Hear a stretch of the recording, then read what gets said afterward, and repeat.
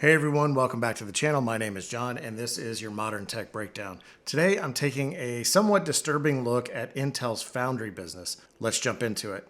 First off, remember that Intel kicked off its contract chip foundry business in 2021, which would put Intel in competition with TSMC and Samsung. And it has not gone well. Here's an article from the Register that lists out just a few of the problems Intel is facing. First off, there are multiple class action lawsuits going on against the executive team for misleading investors about the state of the foundry business. Intel's overall business has been losing money and laying off workers.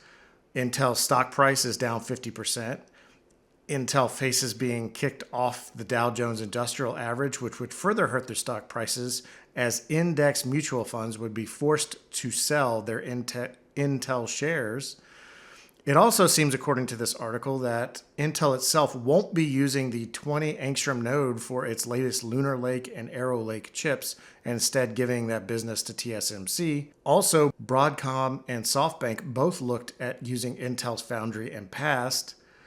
And all of this is occurring while the US government has been handing out money from the CHIPS Act, and Microsoft has unveiled laptops that run on Qualcomm's ARM-based chips that seem to be at least selling decently.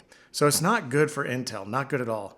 But there's a tiny bit of good news. According to Intel itself, the yields from its 18 angstrom node are promising even in spite of the news that Broadcom passed on it. Also, according to this article, Intel's CEO Pat Gelsinger is going to be sharing options to fix the situation with Intel's board this month.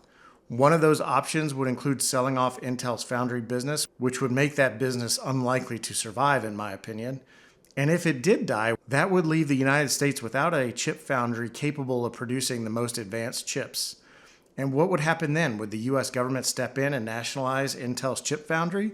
That's not a very common occurrence in the United States. And the last time I recall this happening to a major company was the 2008 General Motors bailout.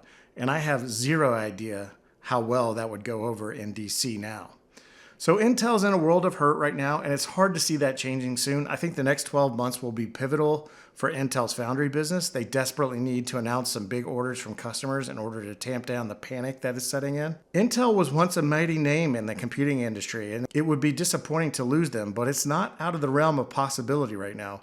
I wouldn't venture to guess if they are going to make it, but certainly it seems like change is heading Intel's way. But what do you think? Drop a comment below. Thanks for watching. Please like, comment, subscribe, and I will catch you next time.